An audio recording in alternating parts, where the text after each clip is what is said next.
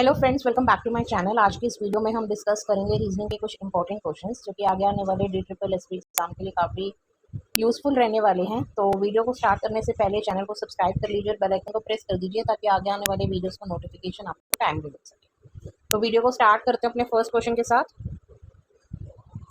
Minus means divide, plus means multiply, divide means minus and multiply means plus, then which of the following equation is not correct.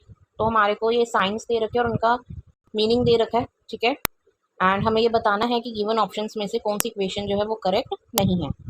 तो हम यहाँ पर one by one option pickup करेंगे और उसमें जो science हैं उनके मीनिंग्स के साथ उसको रिप्लेस करेंगे, ठीक है। जैसे कि इसमें फर्स्ट ऑप्शन दे रखा है 80 divide by 6, correct. Now divide, divide का मीनिंग क्या है? माइनस। तो हम यहाँ पे 80 माइनस 16 करेंगे। फिर इसके बाद है 16 मल्टीप्लाई 84, मल्टीप्लाई का मीनिंग क्या है? प्लस। तो 16 प्लस 84 कर देंगे।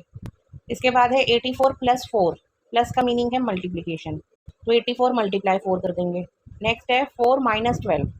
नाउ 4 माइनस की जगह क्या डालेंगे? हम डिवाइड डालेंगे, ठीक है।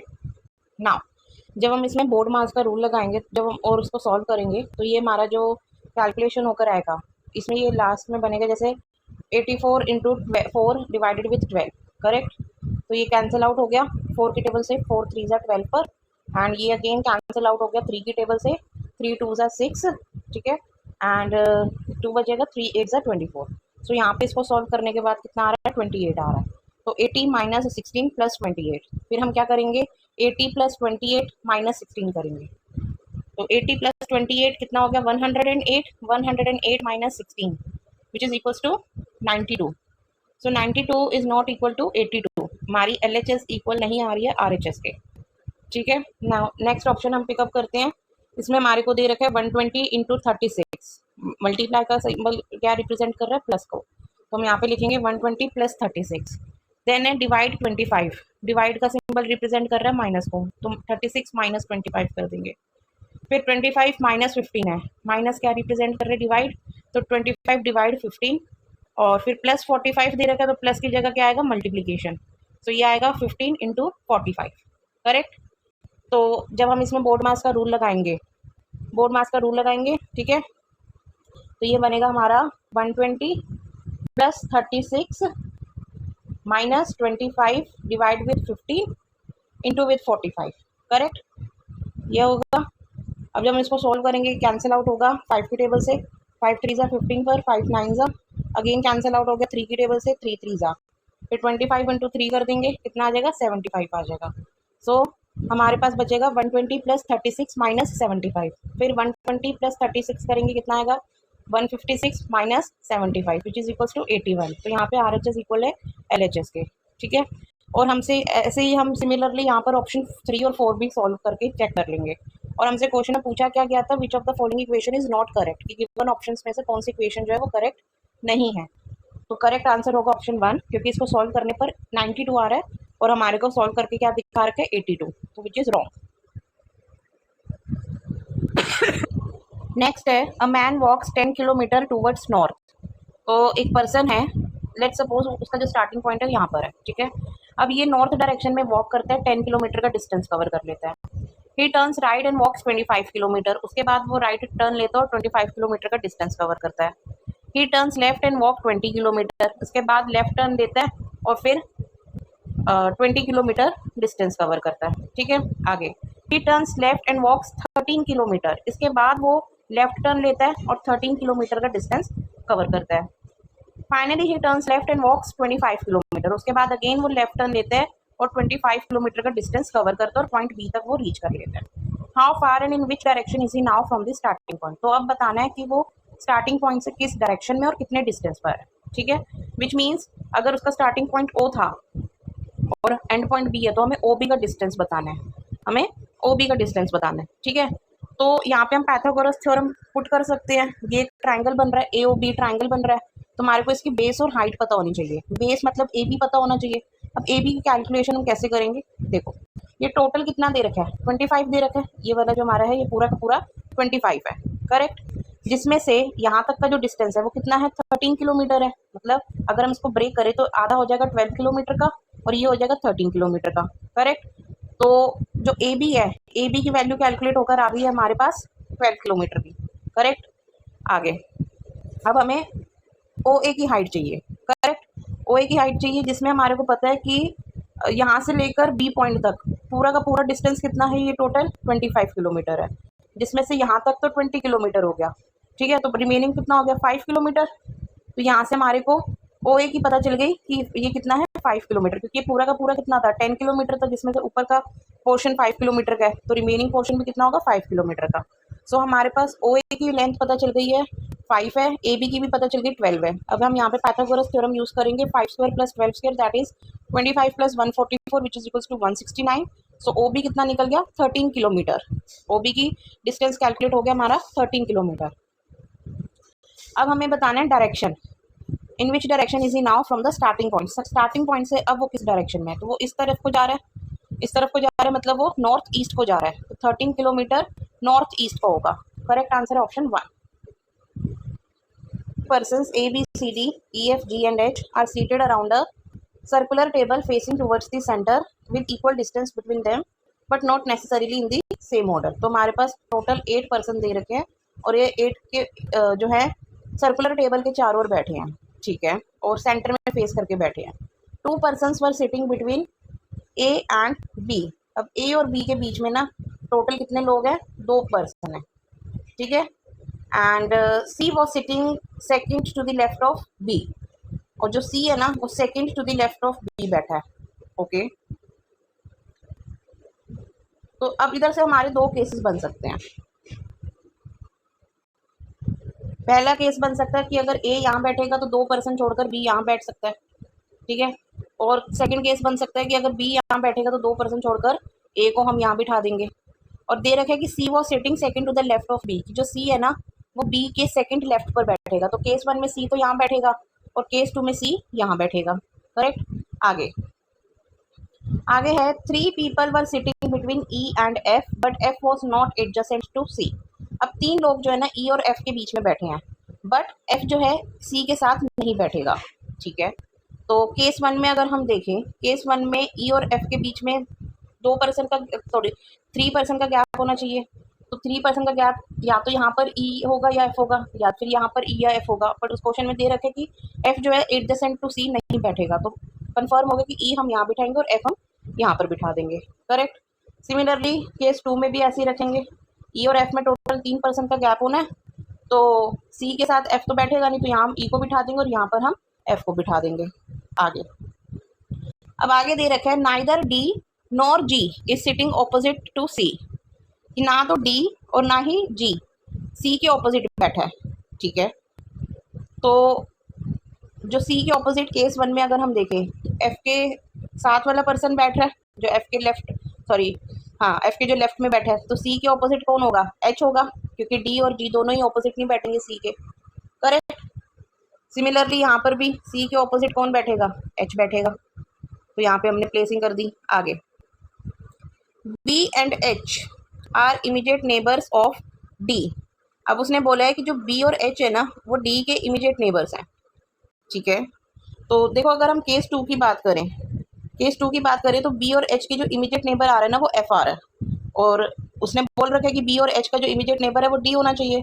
तो केस 1 फॉलो करेगा, केस 2 हमारा एलिमिनेट हो गया और यहाँ पर हम D को बिठा देंगे और A की पोजीशन बच गई है, वहाँ पे हम G को बिठा देंगे। ठीक है, हेंस जो हमारी फाइनल अरेंजमेंट बनेगी वो ये होगी। ठीक है, अब क्वेश्चन में पूछा गया who was sitting third to the right of D, कि D के थर्ड राइट पोजीशन पर कौन बैठा है।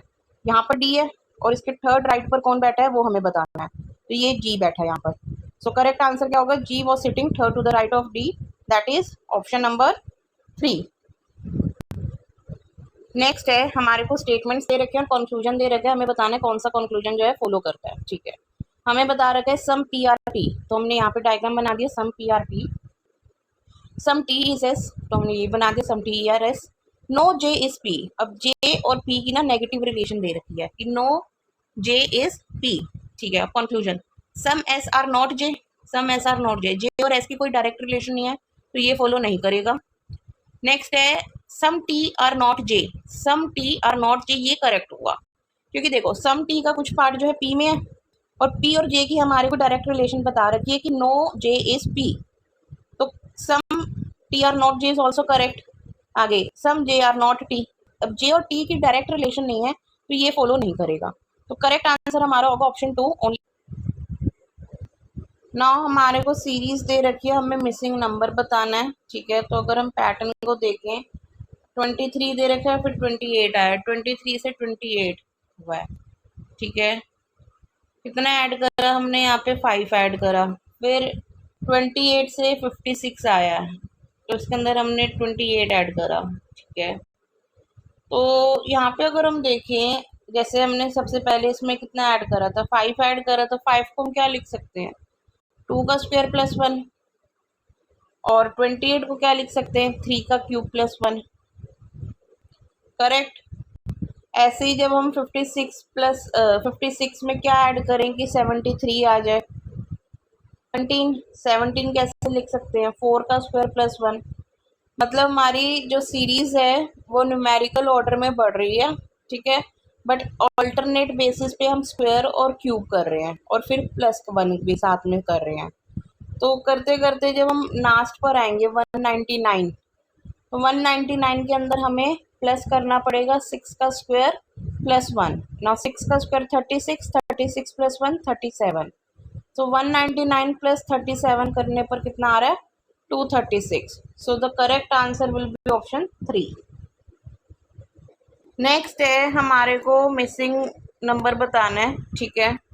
तो यहाँ पे भी अगर हम लॉजिक देखें ना, तो यहाँ पे कैसे आ रहा है, जैसे लास्ट में दे रखे 42, अब ये 42 आ कैसे रहा है, 36 प्लस 48 कितना आएगा, 84, 84 को डिवाइड करो 2 से, 42 आ जाएगा। सिमिलरली कॉलम 2 में 16 प्लस 28, 16 प्लस 28 करेंगे तो 8, तो ये आएगा 44, 44 डिवाइड बाई 2 करेंगे तो कितना आ जाएगा 22। तो सेम पैटर्न यहाँ पर भी फॉलो करेगा कि 42 प्लस 56 करने पर डिवाइड करेंगे 2 से, तो आंसर आ रहा है कितना 49, तो करेक्ट आंसर होगा option 4। Next, 7 phones A B C D E F and G were sold on 7 different days of the same week from Monday to Sunday। तो 7 phones को सेल करा गया मंडे टू संडे में। No 2 phones were sold on the same day। D was sold immediately before B, ठीक है। There are 2 phones sold between E and G। E was sold before G। There are 2 phones sold between C and F। One phone was sold between A and F। C was sold on Thursday। G is not sold on Friday। Which one of the following statement is correct। तो जो data दे रखा है उसके according हम यहाँ पे बनाते हैं। हमारे पास एक कंफर्म डेटा दे रखा है। कंफर्म डेटा क्या दे रखा है, C was sold on Thursday। तो हम यहाँ पे पहले डेज लिख लेते हैं, मंडे टू संडे हमने यहाँ पे लिख दिया, और थर्सडे को कंफर्म डेटा है कि थर्सडे को कौन सा फोन सेल करा गया, फोन C, ठीक है। अब आगे है, there are 2 phones sold between C and F। One phone was sold between A and F। अब C और F के बीच में 2 फोन्स सेल करे गए हैं, ठीक है, और A और F के बीच में सिर्फ एक फ़ोन सेल करा गया। तो अगर इस तरीके का आएगा तो हमें C के, देखो यहाँ पे हम ऊपर की पोजीशन पे A और F को प्लेस नहीं कर पाएंगे, ठीक है। सो हमारे पास C और F के बीच में 2 फ़ोन होने चाहिए, तो 2 का गैप देके F हमने यहाँ बिठा दिया, और F और A के बीच में 1 फ़ोन का गैप होना चाहिए, तो हमने A आ जाएगा फ्राइडे पे और F आ जाएगा संडे पर। ये हमारा हो गया डेटा कन्फर्म। आगे, there are 2 phones sold between E and G। E और G के बीच में 2 फोन्स सेल करे गए हैं। E was sold before G, और E जो है G से पहले सोल्ड किया गया है, ठीक है। D was sold immediately before B। देखो अब हमारे पास जो डेटा बचा है उसके अकॉर्डिंग हम यहाँ ऊपर सिर्फ 3 प्लेसेस बची हैं, जिसके कारण हम E और G को ऊपर तो प्लेस कर नहीं पाएंगे, क्योंकि E और G के बीच में 2 फोन्स का गैप होना चाहिए, करेक्ट। और ये भी बता रखे कि E जो है पहले सोल्ड किया गया G से, तो G को हम यहाँ सैटरडे को बिठा देंगे और वेडनेसडे पर बैठ जाएगा ई, ठीक है, और 2 फोन्स का गैप भी हो गया। तो यहाँ तक हो गया। अब सिर्फ 2 फोन्स बचे हैं, एक डी और बी बचा है, और डी बता दिया कि डी जो है बी से पहले बेचा गया है, तो एक पोजीशन ही बची है डी के लिए मंडे, और उसके नीचे आ जाएगा B.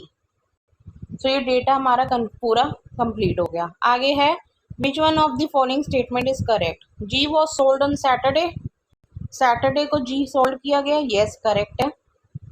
F was sold on the last day, yes ये भी करेक्ट है। So the correct answer will be option 2, both first and second. Next, how many cars T are there, कितनी कार्स टी है, ठीक है। अब जो कार है ना उसको क्या रिप्रेजेंट कर रहा है, रेक्टेंगल, ठीक, और जो राइट सर्कल है वो क्या रिप्रेजेंट कर रहा है, टी, और हमसे पूछा क्या है कि कितने कार्स जो हैं टी हैं, ओके। तो 8 और 44 ये जो कलर्ड पार्ट है ये रिप्रेजेंट कर रहा है। 8 + 44 करेंगे कितना आंसर आएगा, 52। So correct answer is option 3।